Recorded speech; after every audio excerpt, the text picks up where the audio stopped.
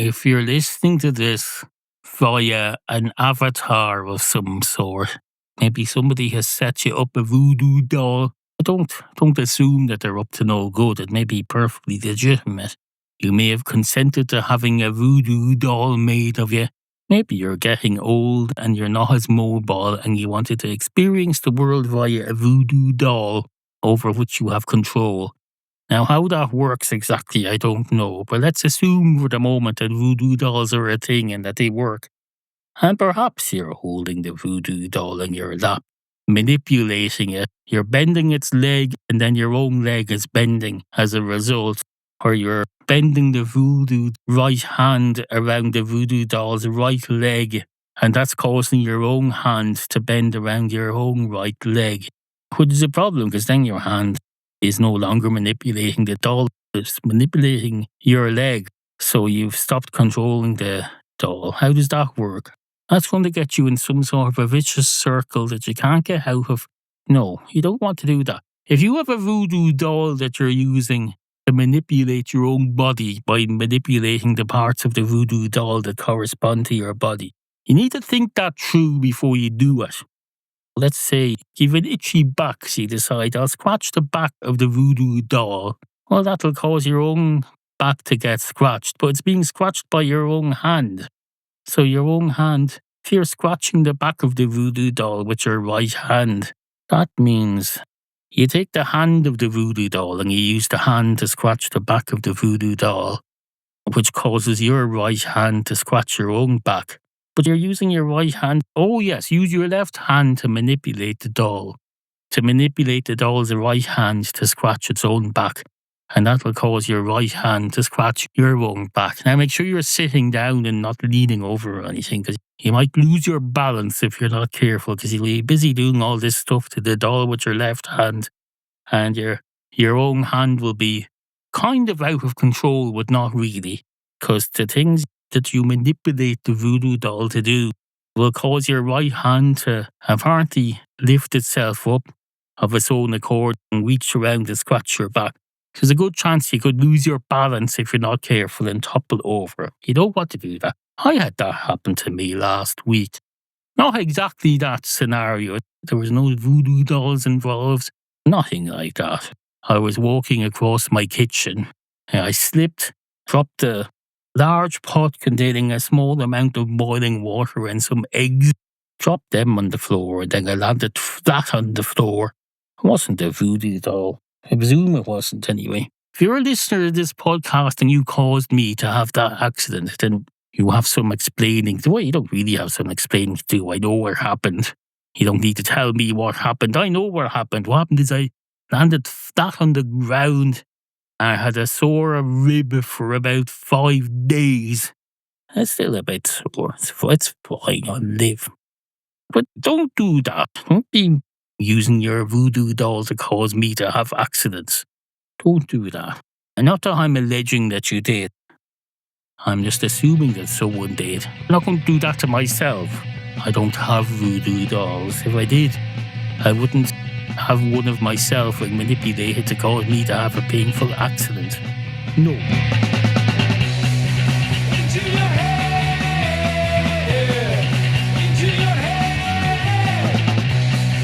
into your head, into your head, into your head. I just spent 5 minutes trying to find a word for a thing that I used to think existed. There was a thing that people used to do that was something to do with insurance, risk assessing or something. It had some weird name and people would say, I'm going to go and do this in college. You'd hear, oh, you have to be a genius at maths for that. You have to be very, very, very, very, very, very, very, very, very, very, very, very, very, very, very intelligent. They'd be the cream of the crop of the maths world, and they spent 8 years in college studying to be a something beginning with A, I think it was. Can't find the word at all. I looked all over the internet. I looked from one end of the internet to the other. I even looked up on those things where you look up, what's another word for? Well, that's hard to do if you don't have another word for it. You have to have another word for the thing that you're trying to remember if you want to do that. So I'd have to go, what's another word? I tried another word for insurance assessor. That got me nowhere.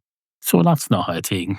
So there's a good chance that by the time I finish editing this and putting it up, I still won't have the word. So you'll be left wondering, what is he referring to? Well, I'm referring to that thing that apparently doesn't exist anymore. It's like the Mandela Effect of career opportunities. I'm sure it existed when I was in school. People would talk about going to do something beginning with A in college for 3 or 4 years, and then I'll be a maths person who has something to do with risk assessment or something like that. No sign of it anywhere. No sign of it, just as there's no sign of Nelson Mandela. The Mandela Effect is an alleged phenomenon whereby when Nelson Mandela died, a load of people went, wait, I remember him dying before 10 or 15 years ago. It was a big deal. I remember that. People came up with theories about how there must have been some change in the timeline. Maybe the world had some huge disaster and we shifted away from that timeline and got to another one. And in the other one, Nelson Mandela wasn't dead yet. So we still had that to look forward to, apparently, if that's what they meant. I know there was that. So I know this thing I'm trying to think, it's not accurate, no. Something beginning with A. Think of it, you fucker. I'm talking to me, not you, don't worry. Brain. Think, oh Carroll, think. What in the name of Christ is the word? Acupuncture? No. Accurist. Assessor? No. Actuary. Actuary. I'm going to look up what that is now. An insurance actuary performs risk assessments for insurance policies. I looked up those things. It told me all about insurance assessors, but didn't say anything about it being actuary. You arseholes. Actuary. That's what it is. It's actuary. Rhymes with factory, which probably annoys a lot of people. People whose sons train as actuaries to go to actuary college. And then people go around saying, oh, what's your son doing now? I hear he's in a factory. That probably drives their parents nuts. They'll have to say, no, he's doing actuary. Nothing to do with factory. I know it rhymes with factory, but it's actuary. And then people probably go, oh, that's great. So did he go around to visit factories? Is he like an inspector or a foreman or something? And he goes around to assess the factories and say, no, it's actuary. There's no F in actuary. There's an F in what I'm going to say to you next, but there isn't one in actuary, and my son is doing actuary, not factory. And then, of course, they go too far in that direction, and then they have to say, not that there's anything wrong with working in a factory. I know your son works in a factory. It's fine. There's nothing wrong with it. I don't mean that. Just trying to be accurate, though. My son spent 18 years doing actuary in college, and then he spent 5 years as a junior actuaryist, working 24-hour shifts as a resident actuaryist at the local actuary clinic. And then he became a proper full-time actuaryist now. Now, I don't know what it entails, but it's not a factory. And then the other people say, of course, well, we don't know what it entails. Maybe it does involve factories. Why is it so important to you that we don't think your son does anything involving factories? In fact, he probably does something involving factories. I mean, it's actuaries and then there's factories. Factories may well be a branch of actuaries. Maybe there's factories and factories and hactories and yactories. Factories may be one branch of that stemming out from actuaries. And if that's the case, I don't think there's anything to be ashamed of. I know you're a bit of a snob. You wanted your son to be a doctor or a lawyer or an actuaryist, whatever that is. But there's nothing wrong with factory either. Your son could be a factory. We wouldn't look down on you. There's nothing wrong with being a factory. Now, is your son a factory or not? And say, I don't know what he is. He does actuary. I like that he does something that I don't know what it is, because that means it's important and complicated. If it's factory, then I know what a factory is. But if it's actuary, I don't know what it is. It's like you haven't chosen the first consonant yet. So it's actuary. I suppose it could, in theory, be factory, but it's not. It could be goctory or hactory or pactory or nactory. Mightn't even be a letter in front of actuary. It might be a number. It might be 5 actuary or 6 actuary or maybe even Roman numerals. Now that could get complicated. There was XI actuary, 11 actuary, that was the Z actuary. I suppose they'd probably say, oh wait, is that the Is that the president of China or something? XI actuary, I don't know. Then there'd be Victory. Is that the Roman numeral 5 or the letter 5? What is it? Anyway, that's actuaries for you. We remembered the word, and that's what's important. Into your head. Look at your hand right now. Take out your right hand and look at it. Look at all the joints in it. Let's count the joints in our hand. There is a point to this. Let's count them together. I'm starting at my little finger. I'm looking at the palm of my hand and I'm counting the joints. There's 1, 2 in my little finger. To the next finger, 3, 4, 5, 6, 7, 8. The thumb, that's at least 1. I didn't count the joints at the end of the finger, so what's that? Is that 3 joints for each finger? Well, let's say there's 3. So that's 3 4s is 12, and then you've 2 in the thumb, that's 14. I suppose. Yeah. Anyway, try folding your hand down in half now. You can't really, you can only fold it. You'll see what I mean when you try to do it. Try folding your hand towards you, folding it like you're folding an envelope over. It doesn't close. You end up with kind of a diagonal. It's more like if you try to, if this was origami and you're trying to fold your hand into a rectangular shape, it wouldn't work. You get kind of a diagonal thing. Kind of, at best, you'd fold it into a paper hat of some sort. And that's not very satisfactory. You get like it's because of your different lengths of your fingers. You end up with this, I suppose it looks like a sloped roof or something. What use is that? And then you have your thumb sticking up there like a sore thumb. I suppose that could be a chimney. But why would your hand need a chimney? I suppose if it's very sweaty, they hold the sweat out. I live in one of those countries where everyone doesn't have air conditioning in every room in the house and in everything we go into. So I presume if you have air conditioning, does that let the sweat out somewhere? Does that evaporate into the air and then go out through some sort of a chimney that's connected to the air conditioning system? Or you just get rid of it in one of your 8 showers a day that you Americans like to have. You Americans like to have 8 showers a day. But you have these air conditioning systems. Do they not draw the sweat out? Because otherwise, what's the point? You might as well just be sitting in a house full of asbestos. You have a whole air conditioning system for your building, but you're telling me it doesn't draw the sweat away from your body and send it out up to a chimney or down to a drain somewhere, extracted from the air. That's no use to you. The minute you're born, your parents put you in this nappy thing that's designed to draw all the sweat and muck and dirt away from your skin.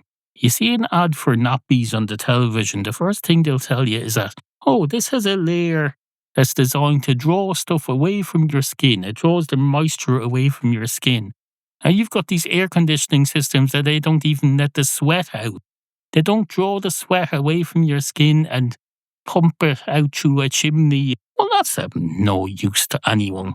If I was in a country where we needed air conditioning and they sold you an air conditioning system and they said, oh, this will get rid of everything except the moisture that's on your skin all day.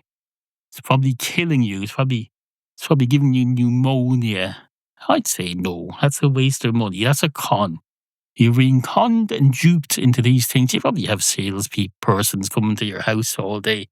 They can see that you don't have an air conditioning system because they walk past your house, they look up.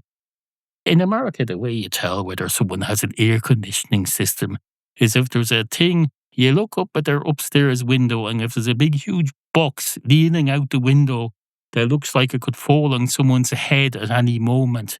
If they don't have one of those, that means their house isn't equipped for the weather.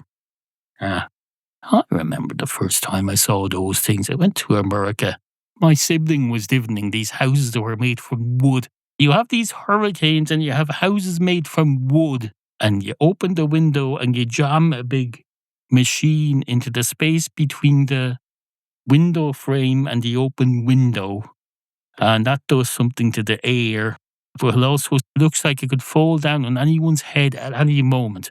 Walking along a footpath in a residential area in Boston in the 1990s was one of the most terrifying things I ever did in my life.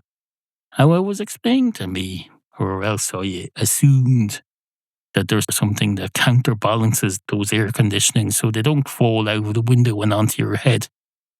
But I don't know. I don't know. That just looked like nonsense to me. It's a big brick. Because you have, that's some sort of, that's what you have, Bobby. Instead of a gun to protect my house, I'm going to have this big thing sticking out the window that's ready to drop on anyone's head at a moment's notice if there's trouble. So you put that up there and you tell us it's air conditioning. And we may as well operate as an air conditioning system, boy. You might as well have a landmine on your front path. So that's what you Americans do. I think it's actually quite clever. But you have all these houses, they're made of wood. You have these doors that have 3 layers to them. You go up to a door in a house in America. You have this thing. One of them is there to keep the spiders out. And the next layer is, I don't know, is that to keep the air out or something? And then the next layer is to keep people out or in. And then there's a 4th layer that's probably a child gate or something. And then you've a 5th layer, that's for, I don't know, that's where you put your newspapers. You put your newspapers, you have children coming along delivering. All your children, according to your situation comedies anyway, all your children get paper rounds when they're 8 years of age. They get up for school. School in America starts at about 6 in the morning, from what I understand. So they get up at 4 in the morning and they do their paper round on their bicycle. And their paper round involves throwing a newspaper. You cycle along the middle of the road and you're throwing newspapers into the front garden of each house from your bicycle, and you're expected to be paid for that. That's nonsense. Do you not? You have letterboxes. Put it in the fucking letterbox. Or better still, put it in between one of the, between the doors. You should have a door that's... Christ.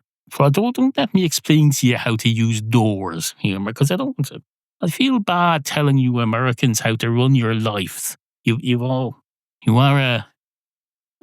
have to make your own choices. But I see all you doing all this. You have these I suppose it's probably too late to explain to you how to deliver newspapers, since they're going out of fashion now and they're all electronic. But no, if you're going to have several layers of doors at your front door, you just have them open the outside one and put the newspaper in there. And then you could lay it flat between two of the layers of door.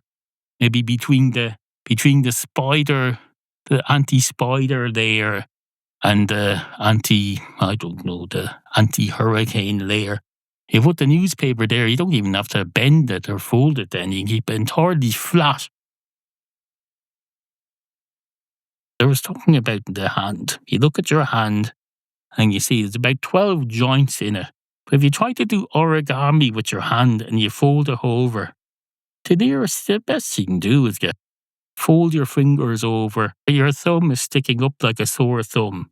All thumbs stick up like that. I don't know why people say it's a sore thumb. You stick it up to prevent it from becoming sore. Don't wait until you have a sore thumb to start positioning it properly. Position it properly first. I wonder, is there a general hobby podcast? Each week, here's a thing you might want to do with your life.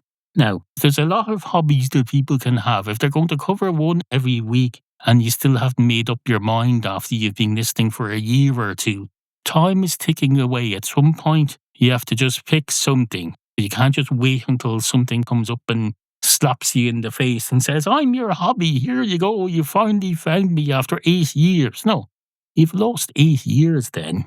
That's not acceptable. The average life for our species is something like 70 or 80 or 90 years. You can't spend 30 years of it figuring out what you're going to do with your spare time. You've already spent the first 20 years training to what you're going to do with your not spare time.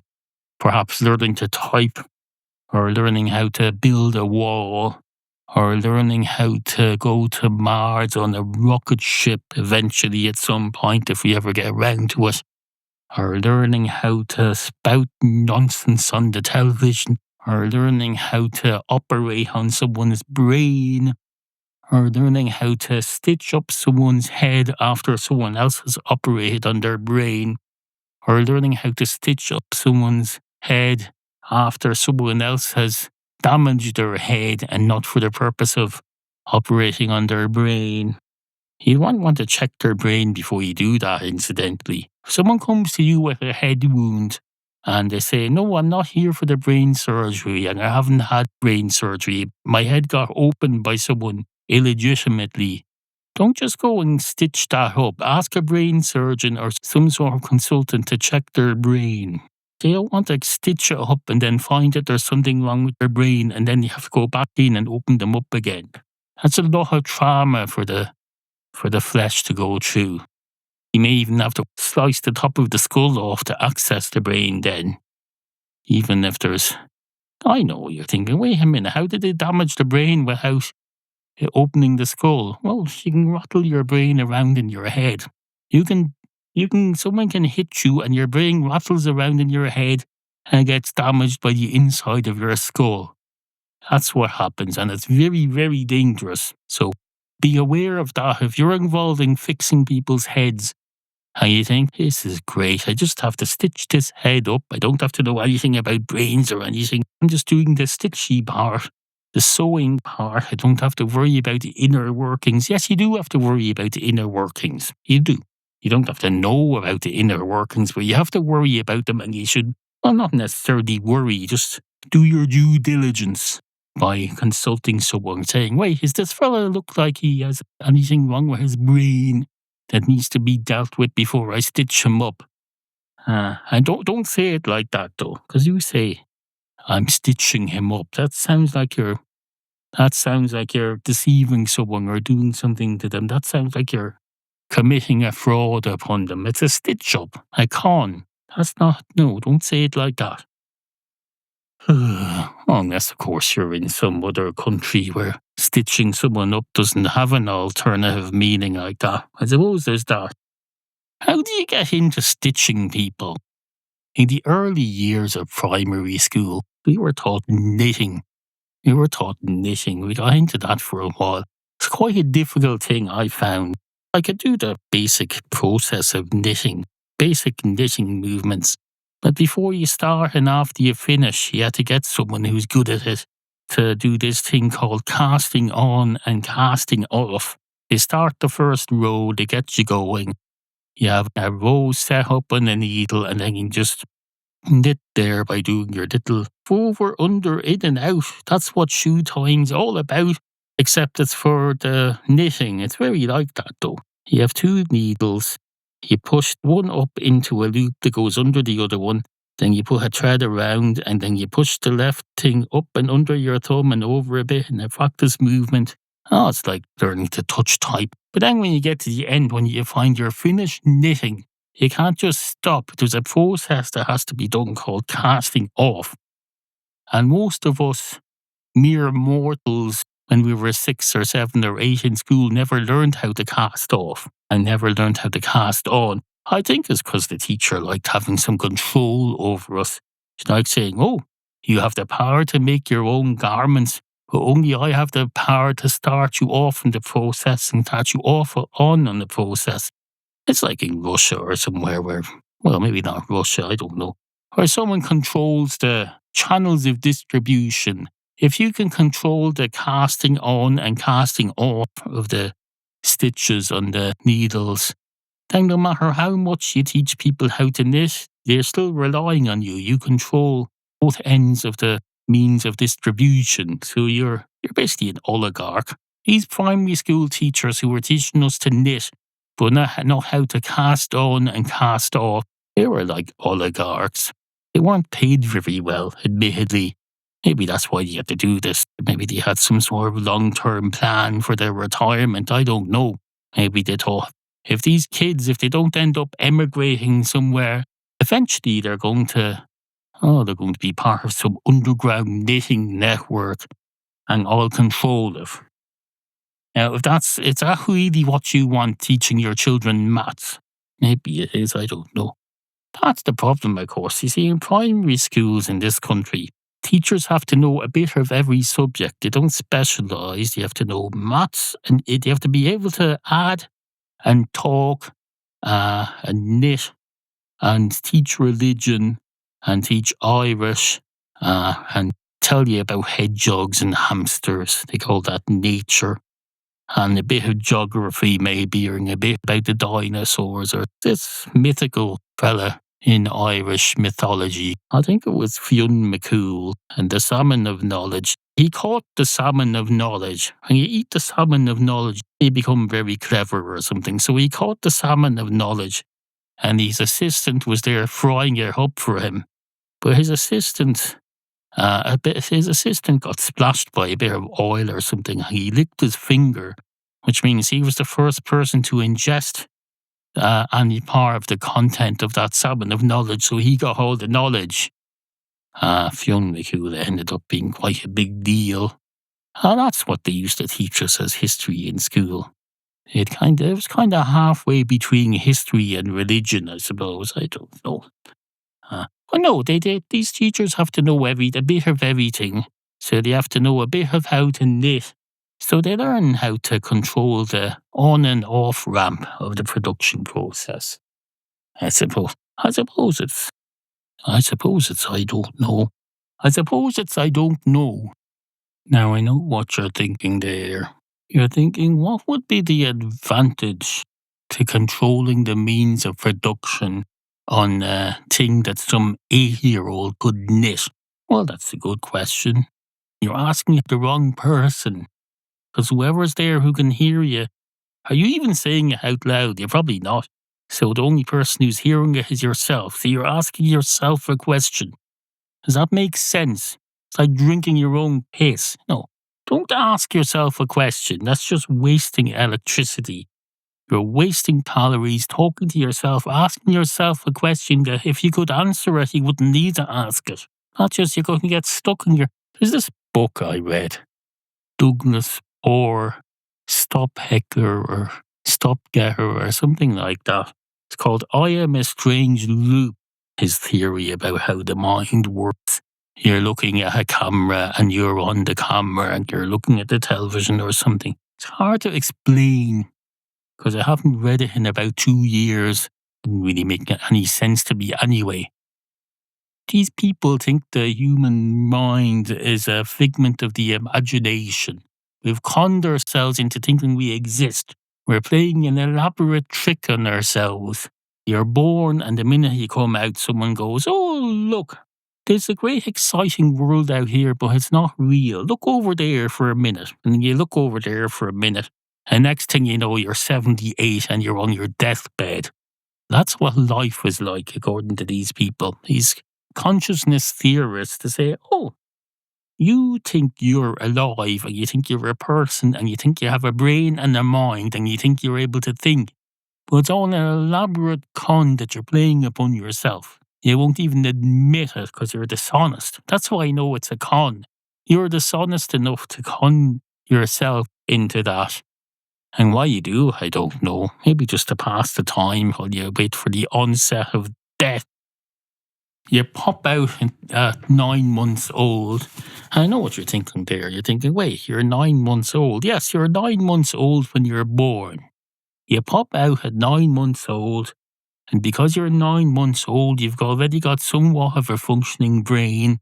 You've got somewhat of a functioning limbs. You can move a bit. You are alive. And then you think, Christ, look at me. Look at me. I'm here. I'm hearing this, wherever this is. This is clearly all fake. I mean, this is clearly all fake. I mean, look at it.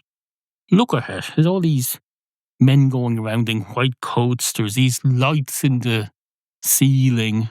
There's all these people going around obsessively cleaning everything. There's people looking at me and waving soft toys at me. Not that there. First thing that happened to me on about my first day on this planet, they hand me a fake stuffed animal. That's the first thing they do. Their first impression of the world is to be giving a fraud. They say, look, this world you're coming into for the next 7 or 8 decades, it's all an elaborate scam. And here is your first clue. Look at this bear. This is a bear. I expect you to believe this is a bear. I expect you to believe, firstly, that this is a bear, but also that it's your friend and that it's there to comfort you.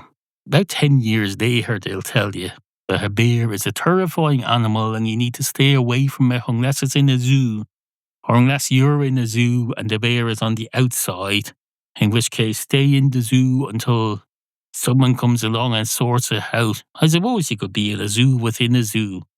Could you have that? Could it be like, they have these aquariums in some places where you can go. They have a kind of a corridor that's inside the aquarium in a glass tunnel, so you can walk through under the water and see the fishes. I suppose you could have a bear thing like that in a zoo, a cage within a cage. You'll be in the cage, and the bear will be in the outer cage, and then the outside world will be outside of that cage. You'd get into the inner cage via a tunnel. Well, what would that achieve? I don't know. You get the feeling of being. You get somewhat of the experience of feeling what it would be like to be trapped by bears in a zoo. But not really, because you can see that the bears are confined in the outer cage. It was not really like that. So it's the nearest you can get to it, though. It's all a fraud. All a fake and a fraud. And that's what you realise the minute you come into this world, everything around you, you have these fake bears, you have this artificial cleanliness of this hospital that you're in. Now they're going around cleaning the air, because God forbid you should be exposed to air at your delicate age. I suppose that's reasonable. That's why we don't all die in childbirth.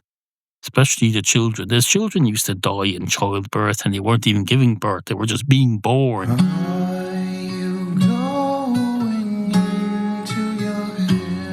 Once upon a time, there was a dog. A dog. A dog. A dog. A dog.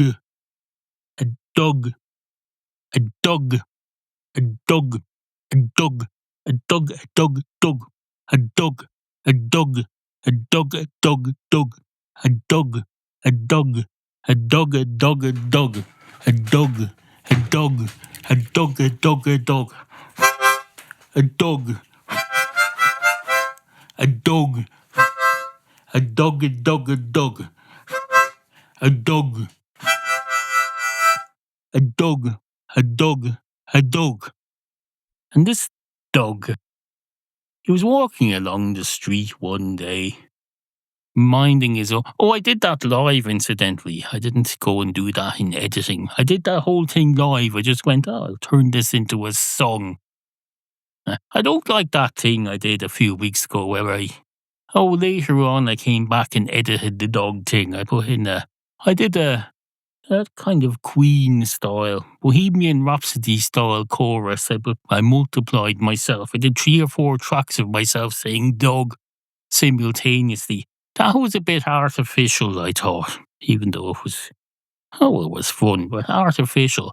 No, what I did just now, that was live. I did that live and spontaneously.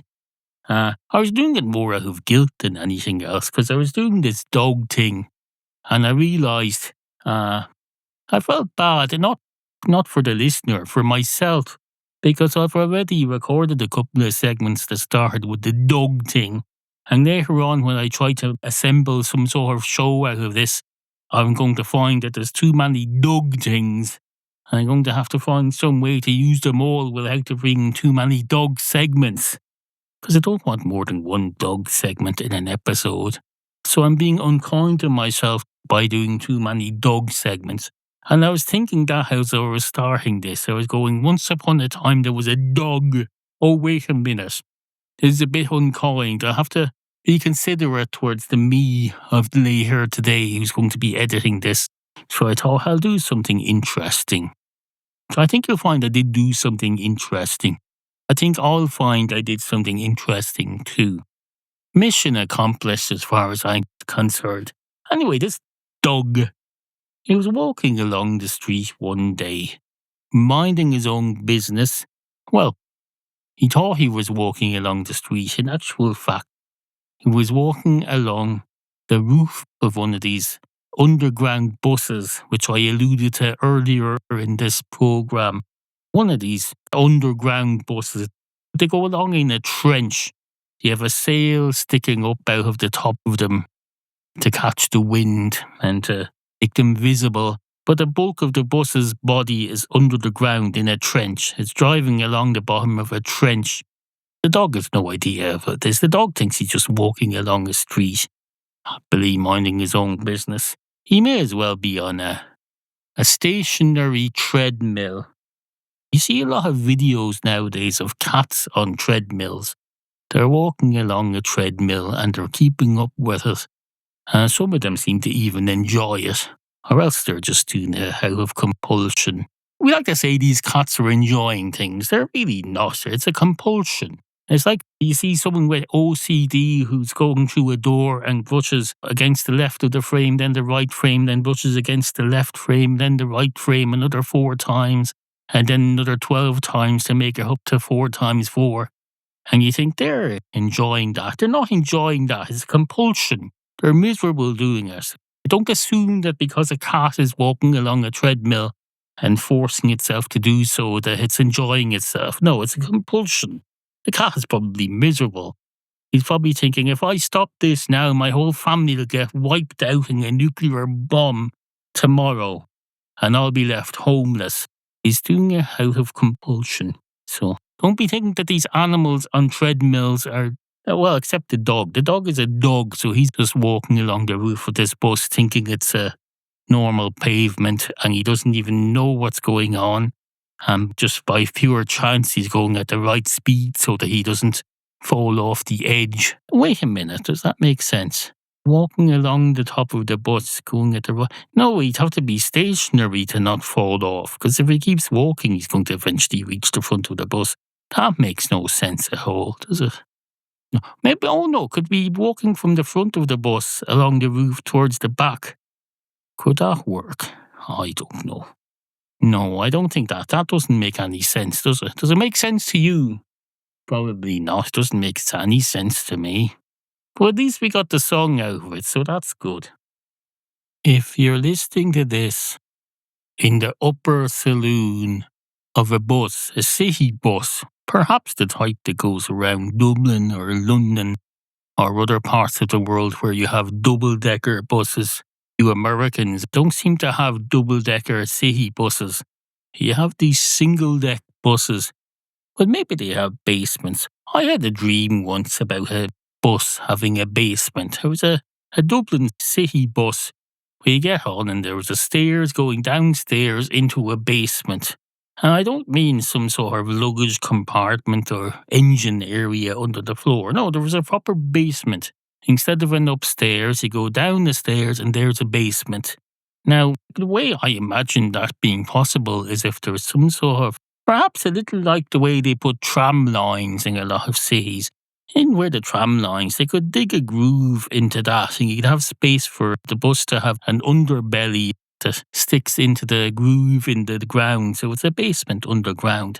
It would be a little bit narrower than the main part of the bus because it would have to fit between the wheels. The wheels would have to be on the ground, so the trench would be dug in the space just between the wheels. It'd be a trench.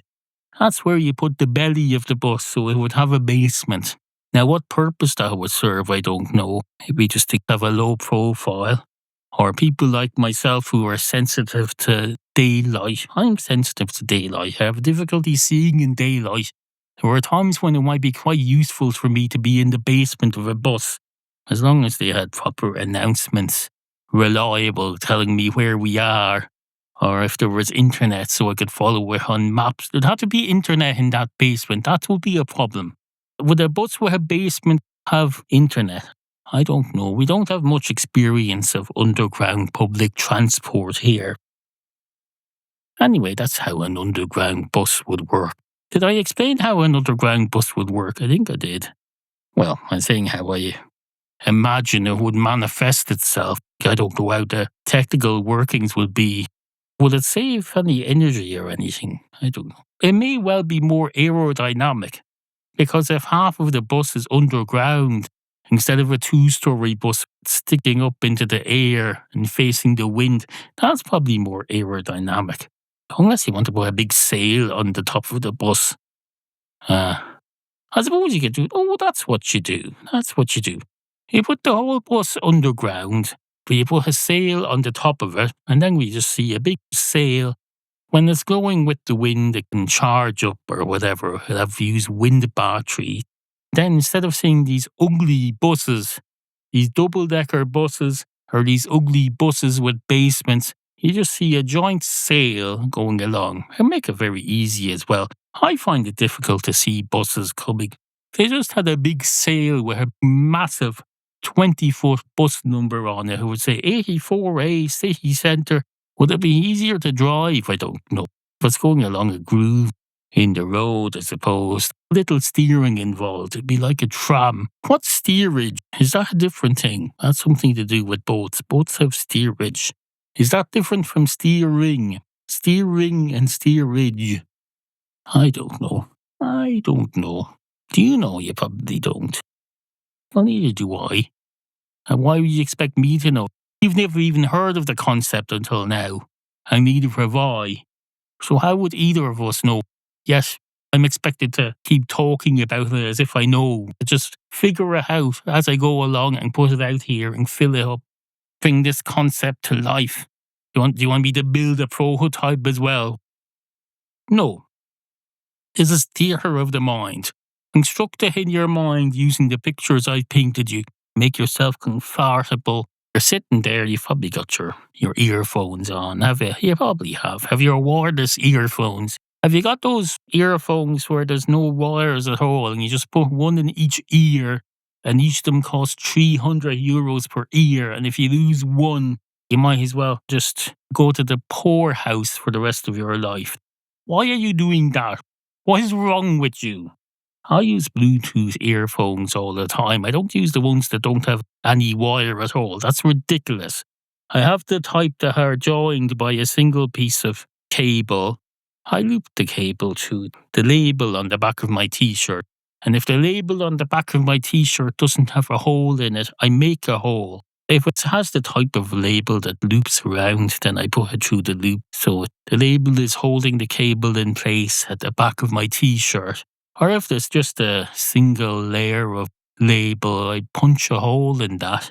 Or else sometimes I get a short piece of shoelace and I make a hook from that. I attach it to the inside of the back of my t-shirt.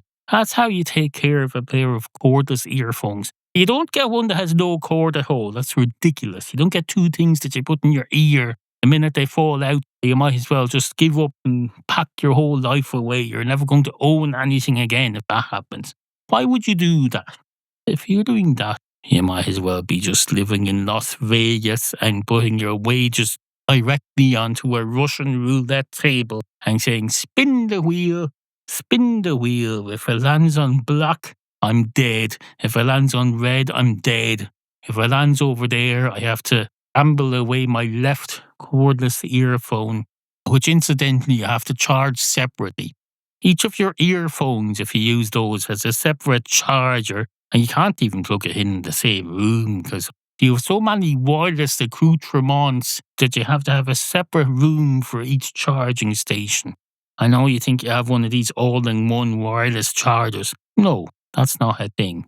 But it is a thing. You put this thing on your wireless charger and you go, oh, just going to put that there. The magnet will mind it for me until I'm ready to put it back in my ear and go out into the world like a fucking lunatic. What is wrong with you?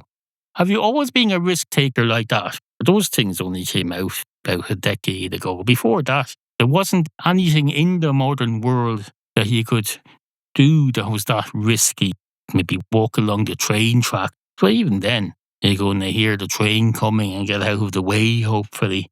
You're walking along a footpath with a wireless earphone in your ear and another wireless earphone in the other ear and a wireless telephone in your pocket, beaming stuff to each ear, and a wireless charger in the sole of your foot or somewhere. You beam electricity up to, you probably have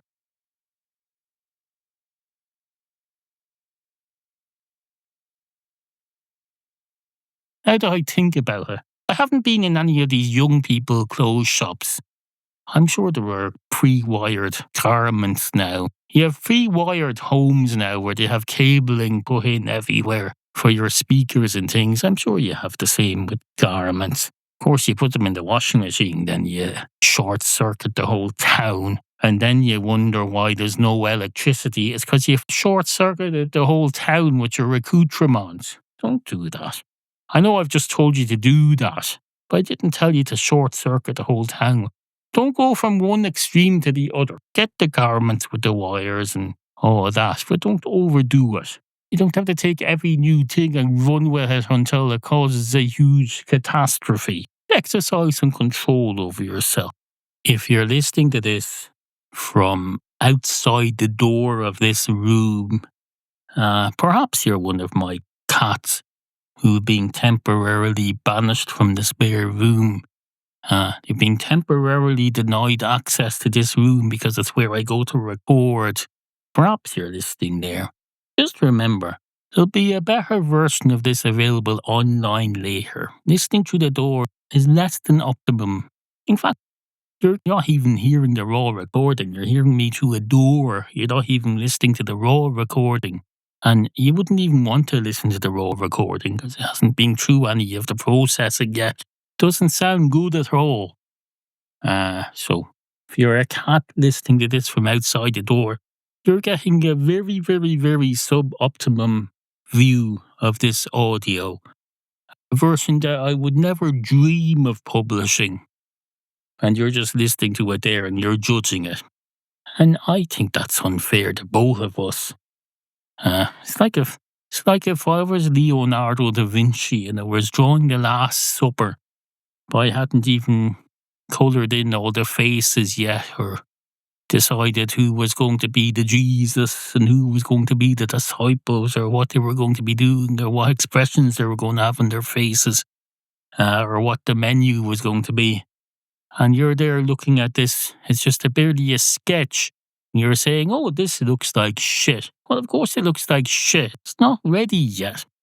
So if you're listening to this through a door and you're a cat, in fact, you're probably not even listening. Are you even capable of listening to content like this? I don't think you are. I know you can hear noises from in here, but you're probably thinking, oh, I wonder what that is. Is that a toy I should be chasing? Is that someone calling me saying there's food? I don't even know what that is. Imagine if that was what everyone thought listening to this.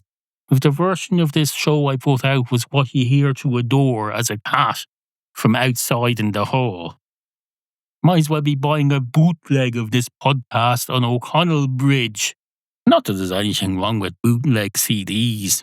Well, apart from the fact that they're illegal and you're a criminal scum if you're partaking in that. You're supporting an illegal industry. You're supporting the illegal recording of illegal music onto an illegal format and sold through illegal distribution channels. You're an evil, evil, evil, evil man if you're doing that. Or woman.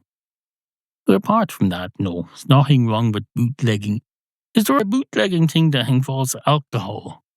I think that's to do with your American prohibition, is it? You Americans had this thing called prohibition, and it's a bit like your driving licenses. You hear about these Americans on the television and they say, oh, do you have your license yet? I got my license. Here's your license. Here's your license. I have a license. They never say what the license is for. We're supposed to just know that it's a driving license to drive a vehicle. It's not a television license or a fishing license or a liquor selling license. No, you're supposed to just know it's a driving license. And you do the same thing with your prohibition. You said, oh, we had an era of prohibition. You go, oh, that sounds interesting. What was that? Just a general prohibition. But you just had a prohibition on everything. Everything was prohibited. Like walking on the grass or something. It's like that Star Trek episode, Star Trek The Next Generation. A young Wesley Crusher on this planet where everyone seems very nice and he's playing with the local children and it all seems like a very paradise-like planet. He accidentally runs onto the grass to fetch the ball or something and he promptly gets arrested and sentenced to death. Is that what you mean by prohibition? And you'll say no. And then I'll say, well, perhaps you should make it less vague then, because that's what prohibition means. If you just say prohibition, everything is prohibited. Is it so illegal that you're not even allowed to say what the subject of the prohibition order is? That thing whose name shall not be spoken is prohibited. So we just say prohibition. And then, presumably, the tourists come along and they say, we don't know what's prohibited. And I say, that's okay. We're prohibited from selling you the thing that's prohibited, so it's not likely that you'll accidentally come across it. Unless you're going to some sort of bootleggers or something, and then you might as well be just going to a drug dealer. Because if you go to a drug dealer, you know exactly what you're doing.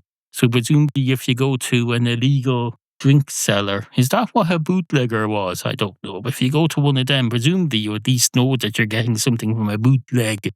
I presume it's that it used to be smuggled in the leg of a boot. Is that what it was? I hope you're confident in the state of your feet cleanliness if you're doing that, or else it's well sealed. It's going to get rather moist and warm down there. Do you really want to keep a beverage down there? Well, obviously you don't. You've little choice. In the era of prohibition, when you're prohibited from everything, it is not allowed. So that's prohibition for you. If you're listening to this on your morning newspaper round, because you're probably some American child, are you? If you're on a bicycle, actually, now that I think about it, if you're a child in America and you're on a bicycle, that means you're not even old enough to have been given a car by your parents yet to drive to school. And we all know from our situation comedies and dramas that in America, children learn to drive at age 8. And they're promised by their parents promise to give them a car when they pass their driving test, which you do at age 11. And then for the rest of their high school, they're driving to school. So if you're doing a paper round as a child in America on a bicycle, you must be one hell of a loser. Were you held back or something? Oh, wait a minute. That doesn't make any sense, does it? Does that make sense? Well, you don't know because you haven't heard what I was going to say. So let's keep it that way. Anyway, if you're one of these children in America going around on your bicycle delivering newspapers, what are you delivering? Are you delivering the Onion? You probably are. They brought back the print edition of the Onion recently, I hear. I used to buy copies of it in Boston out of one of those newspaper vending machines. You have these newspaper vending machines in America for people who don't want their newspaper delivered by children on tricycles because they've seen that movie, that Stephen King movie where there's the twins going around on tricycles and they're absolutely terrifying. Absolutely terrifying, so they don't want children coming along on bicycles delivering their newspapers, especially if they're throwing them at their houses, as you apparently do over there. Your children go around with rolled up newspapers and you just throw them in the general direction of your house. And then you come out in your dressing gown and you pick up the newspaper. Occasionally you'll shake a fist at them and say, why are you late? This newspaper is late. What is wrong with you? I need my newspaper at 6:20 a.m. I have a paper route too. My paper route involves getting up out of bed, going into my ensuite toilet and having a piss. And then my route goes down the stairs, then over to the front door where I open the front door and expect to find my newspaper. Ideally, have the newspaper gently thrown at me just as I open the door so that it lands in my hand. Why would you want your newspaper delivered to your house? That's fucking ridiculous. If you're important enough to need to know what's in the news and have it delivered to you, then you're important enough to need to go out. You probably need to go out very early and you can get a newspaper in one of those vending machine boxes. If you've never been to America, these Americans, on every corner in the cities, they have these newspaper vending machines and they're designed to look like televisions. There's a newspaper in the door, in the glass, and you see the top half of the front page and it's behind a glass window, so it looks like you're reading the news on the television. And then you put a coin in and you open up the door. And because Americans are all very trustworthy, you open up the door in this thing and it dispense one newspaper in return for a coin. You put in the coin and it lets you open the door, and they trust you to just take one copy of the newspaper. Anyway, they had machines selling the Onion, the print version of the Onion. And the print version of the Onion, they have a joke man in the street interview section. They show quotes from fictional people in the street about commenting on the news. On the online version, you get 3 different people commenting on the news. In the print version, you get 4. So you get an extra joke in your printed version. So it's very good value. It's very good value. I remember bringing it down and reading it in Boston Common with the ducks, with the weird ducks. I'm not just saying they're weird just because ducks are weird, even though they are. Ducks are weird. But no, the ducks particularly disturbed me because I used to go down there with a salad from the local supermarket salad bar. Had hard-boiled eggs in it. And if I spilt a bit of egg, one of those ducks would come up and eat it. They're basically cannibals. They're cannibals. It was just really grossed me out. I'd be sitting there listening to Howard Stern on the radio or Rush Limbaugh if it was later in the day and there was nothing else on. And I'd be listening to that. Oh, this is one of my first impressions of life in America. Sitting in Harvard Square, listening to Rush fucking Limbaugh. I hadn't realised. I didn't know a lot about him then. I just thought he was just this interesting, fun fella with a fun voice on the radio. These were innocent times, so I'd be listening to that. And this duck would come up just right in front of me, start eating the crumbs of a chicken embryo that I'd spilled, eat that off the grass. I found that very disturbing. It weirded me out. It weirded me out. And even though lots of cousins and one of my siblings have settled down in America, I've stayed here. I've not emigrated to America. I think that might be one of the reasons why. Those ducks. Anyway, good morning.